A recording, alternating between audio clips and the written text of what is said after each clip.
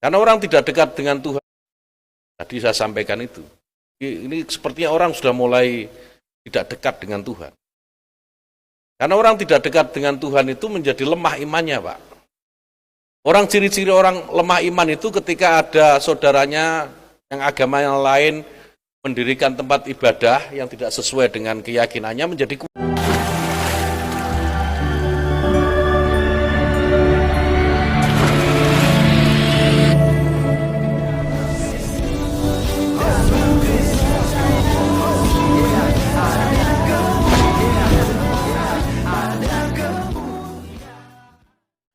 Salam teman-teman sekalian, berjumpa kembali dengan saya Arif Gule di channel TV Laskar Kristus ini. Pada kesempatan kali ini teman-teman sekalian, mari kita mendengarkan apa yang disampaikan oleh Bapak Menteri Agama mengenai kasus yang terjadi di Cilegon, di mana teman-teman sekalian, Pak Menteri Agama itu berjanji untuk akan berjuang, ya, dia akan melawan orang-orang yang lemah imannya, ya, karena beliau katakan orang-orang yang itu ya sebenarnya lemah imannya, ya, tidak beriman, sudah mulai tidak takut akan Tuhan, ya. Dan itu jelas teman-teman sekalian, mereka terganggu ketika ada agama lain berkembang gitu, ya.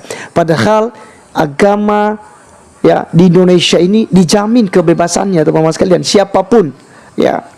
Jadi teman-teman, apa yang terjadi di kota Cilegon itu akan menjadi sejarah, memang bukan sejarah untuk baik, tapi ini merupakan sejarah buruk bagi mereka yang beragama Islam di kota Cilegon, karena ini akan mendunia, ini akan menjadi viral di mana-mana teman-teman sekalian, bahwa ternyata hanya slogan saja kalau dikatakan bahwa Islam itu agama damai. Ternyata dari sini kita bisa petik, ya, nilai ya di agama Islam, bahwa ini justru tidak menunjukkan bahwa Islam itu adalah agama damai, tetapi agama yang memberikan ketidakdamaian gitu, ya. Justru sebaliknya yang terjadi. Oleh karenanya teman-teman sekalian, saya mengajak kita untuk menonton apa yang disampaikan oleh Pak Menteri Agama berikut ini. Karena orang tidak dekat dengan Tuhan. Tadi saya sampaikan itu. Ini sepertinya orang sudah mulai tidak dekat dengan Tuhan. Karena orang tidak dekat dengan Tuhan itu menjadi lemah imannya, Pak.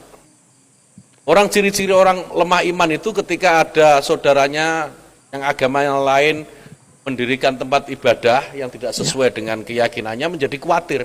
Khawatir kalau imannya terganggu. Padahal nggak ada urusannya rumah ibadah dengan iman itu. Jadi begini-begini ini memang kita harus pelan-pelan, dan saya mohon maaf atas nama Kementerian Agama pada seluruh keluarga besar HKBP jika sampai hari ini izin ini belum keluar.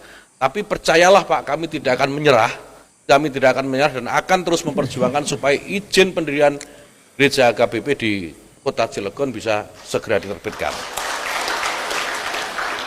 Ini bagian dari komitmen kami sebagai warga negara Indonesia tentu saja. Nah, di malam juga saya sampaikan Indonesia itu berdiri karena keberbedaan, termasuk keberbedaan agama.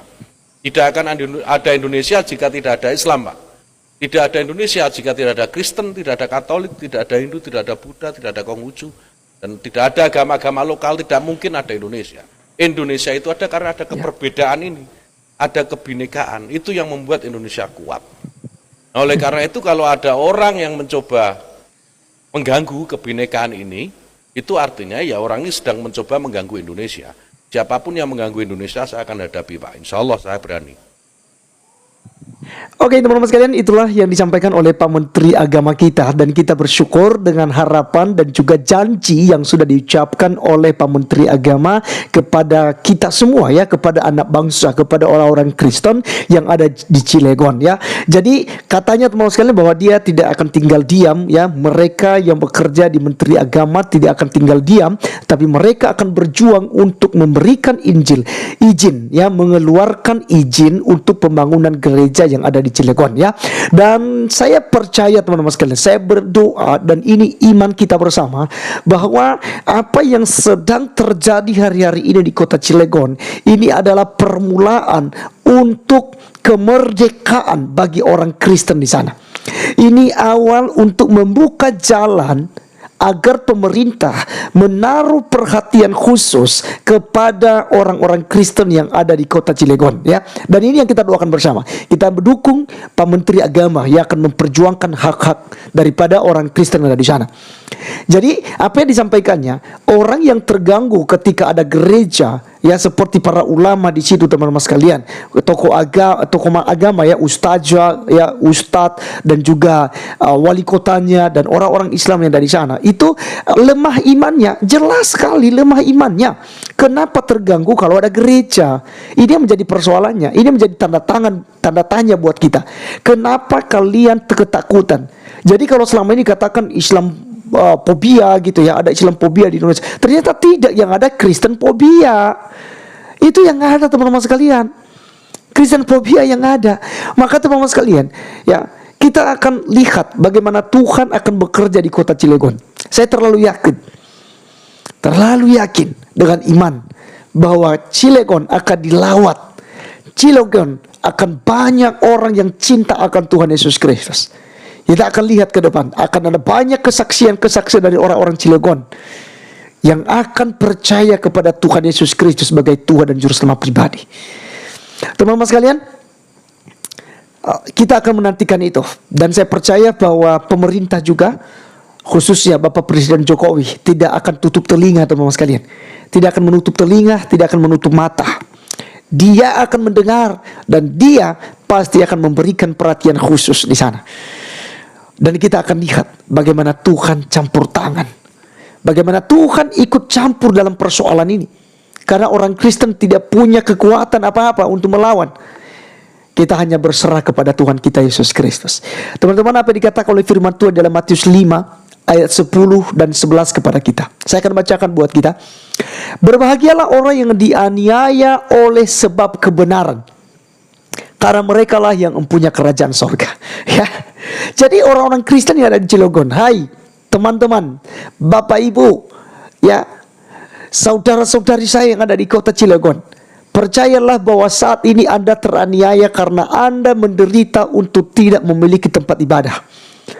Percayalah kepada Tuhan karena Anda saat ini sedang melakukan kebenaran-kebenaran, dan setan tidak akan senang dengan kebenaran. Iblis tidak akan suka dengan adanya kebenaran. Gelap pasti takut terhadap terang. Kalau gereja sudah ada, maka terang akan ada di kota Cilegon. Maka teman-teman sekalian, percayalah bahwa kalian semua yang ada di kota Cilegon akan berbahagia. Disebut berbahagia karena kalian akan memperoleh kerajaan sorga yang dijanjikan oleh Tuhan kita Yesus Kristus. Jangan kalah terhadap kejahatan, tetapi kalahkanlah kejahatan dengan kebaikan. Ayat 11, berbahagialah kamu jika karena aku, jika karena Yesus Kristus, jika karena gereja Tuhan, kamu dicela dan dianiaya, dan kepadamu difitnahkan segala yang jahat. Kristen itu jahat, Kristen itu kafir, Kristen itu menyesatkan, Kristen ini itu dan lain macam-macam, teman-teman sekalian, fitnah-fitnah. Kristen itu agama yang tidak betul. Kristen itu akan menyakiti ini, akan menyakiti kita, akan merorong iman kita. Ini narasi-narasi yang dibangun oleh kandurun-kandurun selama ini.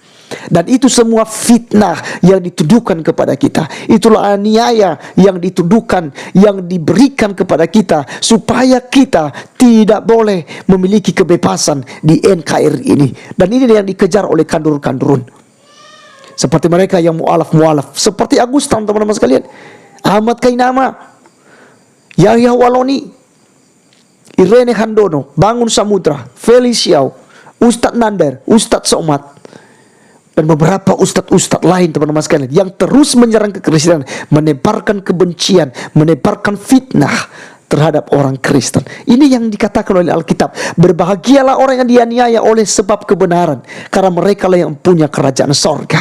Mereka saat ini mengklaim bahwa mereka pasti masuk surga, ya. Saat ini mereka menutup gereja demi Allah, demi Tuhan mereka, teman-teman sekalian. Mereka tolak gereja, Percayalah bahwa suatu saat mereka akan tahu tentang kebenaran itu sendiri. Mari kita berdoa selalu. Saya selalu berdoa.